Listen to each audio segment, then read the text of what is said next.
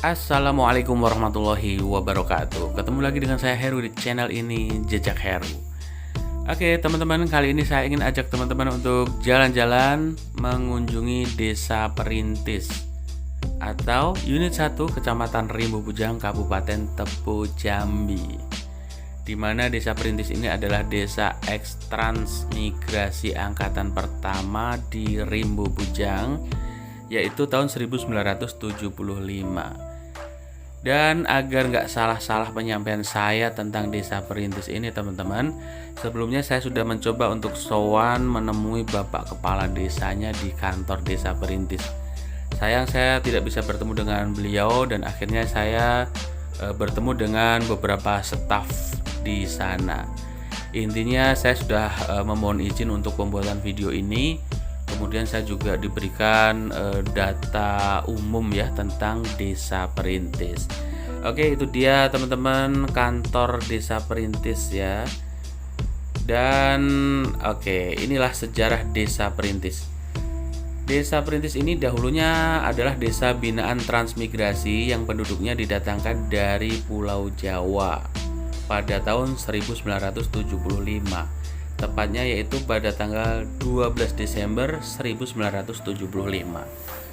Berarti sebentar lagi ulang tahun nih ya.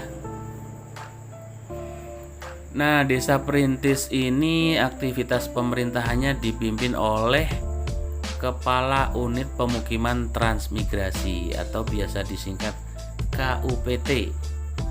Dan dalam menjalankan roda pemerintahan dibentuklah Kecamatan Perwakilan Rimbo Bujang yang menginduk di Kecamatan Tebu Ulu, Pulau Temiang, dengan jumlah kepala keluarganya yaitu 500 kakak, jumlah jiwanya 2000 jiwa, daerah asalnya yaitu Jawa Timur, Jawa Tengah, Jawa Barat.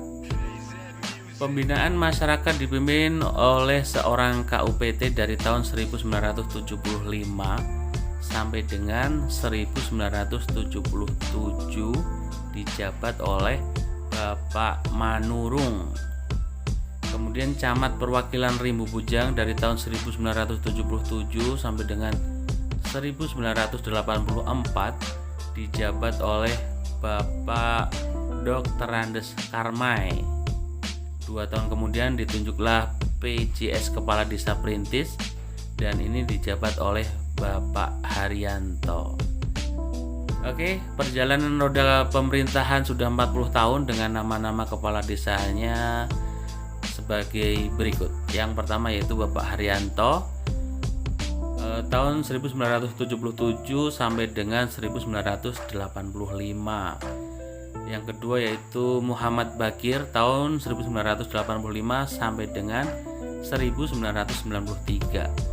Yang ketiga Legimin tahun 1993 sampai dengan 2001. Keempat Bapak Sugeng tahun 2001 sampai dengan 2006. Yang kelima yaitu Bapak Alas Sunaria 2007 sampai 2017 dan saat ini yaitu Bapak Sarmidi 2018 sampai sekarang. Ya, itu dia teman-teman sejarah singkat tentang Desa Perintis. Ya, makanya dikasih nama Perintis karena ini adalah angkatan transmigrasi yang pertama ya. Jadi yang merintis pemulanya. Oke gitu. Dan kalau unit ya unit 1 gitu ya. Tapi saat ini sudah dimekarkan juga jadi 3 desa teman-teman. Ya, kemudian peta wilayah Desa Perintis teman-teman seperti ini penampakannya ya. Jadi wilayahnya itu memanjang dari jalan 1 sampai ke jalan 32. Kita lihat itu jalan utamanya ya, jalan porosnya yang ada di tengah itu panjangnya kurang lebih 8 km. Kemudian panjang setiap jalannya yang ke kanan dan ke kiri yang kecil-kecil itu kurang lebih per jalannya itu 2 km. Jadi secara keseluruhan luas wilayahnya kurang lebih 4 km kali 8 km. Ya, ini juga merupakan ralat saya teman-teman ya, karena di beberapa video sebelumnya saya sempat mengira bahwa panjangnya itu 16 km, ternyata cuma 8 km.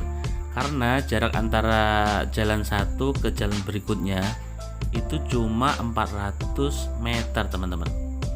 Ya, ini beda dengan unit-unit yang lain yang jaraknya rata-rata antara jalan yang satu ke jalan berikutnya itu 1 km. Kenapa seperti itu? Ya, ternyata ini kalau saya kaitkan dengan keterangan dari Bapak KUPT, mantan KUPT unit 6 ya, beberapa waktu lalu, dan juga almarhum Bapak PJS Desa Wiroto Agung yang dulu juga pernah menyampaikan, ini memang nyambung begitu. Jadi Rimbo Bujang dulu itu sebenarnya dipersiapkan untuk transmigrasi bedol desa dari Wonogiri. Tetapi ternyata tim dari Wonogiri itu lebih memilih ke Sitiung. Nah, maksudnya jadi awalnya dulu itu jatah terannya yang disediakan itu adalah 2 hektar per kakak. Karena yang tim dari Wonogiri itu memilih ke Sitiung, makanya pihak Jambi mereka bermusyawarah yang juga melibatkan salah satunya yaitu KUPT unit 6 untuk mengubah pola transmigrasi di Rimbo Bujang dari sebelumnya yang 2 hektar per kakak menjadi 5 hektar begitu. Jadi unit 1 ini karena yang pertama dulu barangkali udah dipersiapkan untuk jatah 2 hektar gitu ya. Kemudian ternyata tidak sesuai rencana, akhirnya polanya dirubah menjadi 5 hektar per kakak. Jadi khusus untuk unit 1 itu di setiap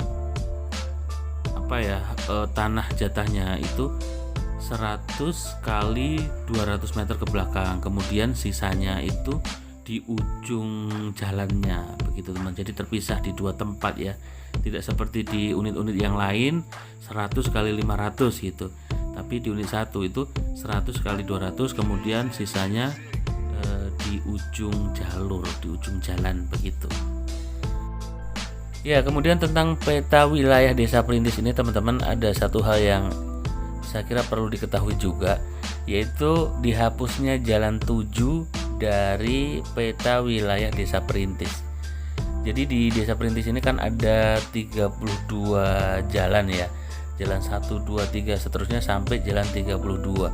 Tetapi jalan 7 itu yang sebelumnya dulu ada, saat ini dihapus dari peta. Jadi ceritanya jalan 7 itu cuma pendek teman-teman. Kalau nggak salah dulu cuma ada 4 kakak begitu.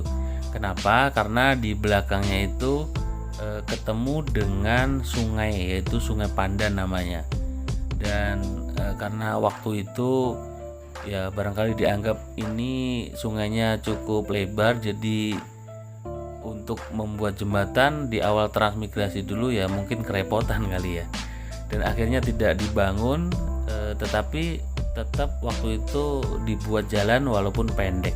Nah, akhirnya saat ini jalan itu dihapus dari peta. Dia berada di antara jalan 5 dan jalan 9 teman-teman. Jadi saat ini tidak ada jalan 7 ya, adanya jalan 5, 6, 8, 9 begitu. Jalan 7-nya nggak ada. Ya ini tapi sayang saya nggak bisa masuk ke jalan-jalan kanan kirinya di jalur-jalurnya, karena ya saya pikir waktunya terlalu lama nanti. Jadi kita lewat di jalan porosnya saja. Ya mudah-mudahan ini bisa menggambarkan lah ya kondisi di Desa Perintis atau di unit 1 ini. Ya sedikit cerita teman-teman, sewaktu saya di kantor desa tadi, saya tuh sempat ketemu sama salah seorang kepala dusun. Cuma saya lupa menanyakan namanya. Tapi yang jelas beliau bercerita berasal dari Jawa Barat, ikut transmigrasi orang tuanya saat beliau masih SD kelas 4. Dan menurutnya beliau masih sangat jelas ingatannya di awal sampai di sini dulu, awal transmigrasi ya, tahun 75 akhir atau 76 awal. Nah, itu di tahun-tahun itu belum ada program penanaman karet. Jadi waktu itu tanamannya ya seadanya saja, padi, jagung, ubi, pisang, dan itu pun bibit-bibitnya banyak didapatkan dari dusun Teluk Wali. Kalau ke pasar juga di Teluk Wali teman-teman. Jadi diceritakannya kalau mau ke pasar itu jam 2 malam berangkat jalan kaki, nanti sampai di dusun Teluk Wali itu hampir subuh begitu. Nah, kemudian setelah di unit 1 tuh banyak yang menanam ubi, kemudian pisang dan lain sebagainya. Itulah yang kemudian nanti unit-unit yang lain itu ngambil bibit dari unit 1 itu.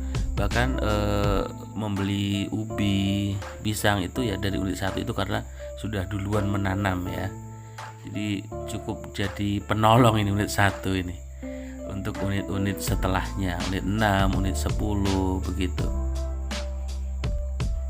Dan tahun 80-an itu baru ada program penanaman karet yang bekerja sama dengan PTP Nusantara ya. Dari cerita beliau itu memang getah karet yang dihasilkan dari bibit karet yang diberikan oleh PTP Nusantara itu betul-betul luar biasa teman-teman. Jadi banyak sekali. Kalau dulu katanya manennya atau membangkitnya itu ketika getahnya masih cair ya, masih dalam bentuk apa sih namanya, latek ya. Dan sekali sadap itu bisa 2 kali pemanenan, pengambilan getahnya itu sampai 2 kali dalam sehari itu teman-teman. Jadi kalau beliau bandingkan dengan sekarang itu katanya sih jauh sekali, dan makanya katanya sih kalau sekarang mau nanam karet lagi itu agak males juga karena sulit untuk mencari bibit yang seperti zaman PTP dulu gitu. Kalau sekarang ya sambungan, maksudnya okulasi, tapi hasilnya kok nggak banyak, nggak seperti dulu. Kalau dia ibaratkan dulu sekali gores itu langsung keluar getahnya. Kalau sekarang digores, disadap, ditinggal beberapa batang baru keluar tuh getahnya gitu ya. Jadi ya memang betul juga sih. Sekarang ini gimana ya, jadi harusnya makin kesini itu kan makin canggih ya, harusnya bisa bikin bibit yang makin unggul, tapi kenyataannya memang seperti itu. Karena saya pernah juga punya pengalaman kerja di pembibitan seperti ini. Jadi ada yang dapat tender dari pemerintah itu membuat bibit karet. Tapi saya tahu sendiri memang bibitnya itu okulasi, tapi dibeli dari Medan itu yang saya pikir sih nggak bagus, harganya cuma 1.500 per 1 batang mata tidur. Jadi ya gitulah, yang seharusnya ini pemerintah bisa apa ya, dalam hal ini hadir gitu untuk petani, melindungi petani. Tapi justru kadang-kadang bibit-bibit bantuan dari pemerintah tuh ya ketemunya justru yang kayak gitu, yang dimanfaatkan sama orang-orang yang dapat tender gitu ya. Ya repot juga sih memang. Ya mudah-mudahan ini ke depan bisa jadi perhatian pemerintah gitu ya. Jadi kalau ngasih bibit ke petani ya sebaiknya betul-betul terjamin begitu. Kalau sekarang ya itu dapat bibit dari pemerintah tuh kadang-kadang males-malesan aja gitu. Ya udah berprasangka nggak baik gitu, karena yang kemarin-kemarin sih gitu ya. Oke, ya itu jadi akhirnya sampai sekarang sebagian besar masih pendapatannya mengandalkan dari kebun karetnya, walaupun karet saat ini sudah bukan karet yang zaman PTP dulu. Ini sudah anaknya atau bahkan sudah cucunya ya, yang hasilnya sudah jauh dibandingkan karet di generasi pertama dulu. Kemudian sebagian ya sama dengan unit-unit yang lain sudah mulai berpindah ke sawit, karena kalau setelah karet ditanami karet lagi itu kurang bagus juga, jadi rawan jamur. Makanya pindahnya ke sawit. Ya, seperti itulah di unit 1 teman-teman ya. Kita lihat ini kanan kirinya seperti ini kondisinya setelah berusia berapa sih ya, kalau dari 75 sampai 2001 nih, 40-an 5 tahun ya, 45-46 tahun nih kondisinya seperti ini. Iya, katanya yang Pak Kepala Dusun tuh waktu itu juga nggak bakal membayangkan, maksudnya nggak membayangkan kalau unit 1 itu bakal jadi seperti saat ini gitu. Jadi karena waktu itu masih hutan belantara dibuka, masih sepi gitu, dan sekarang seperti ini ya. Beliau sangat tidak menyangka, katanya sih begitu ya. Oke, ini sudah hampir dekat di perbatasan antara unit 1 dan unit 2. Oke ya, kira-kira seperti itu teman-teman ya. Kalau ada yang salah dari yang saya sampaikan, saya mohon maaf yang sebesar-besarnya dan mohon koreksinya di kolom komentar. Oke, mudah-mudahan bermanfaat. Sampai jumpa di lain kesempatan. Assalamualaikum warahmatullahi wabarakatuh.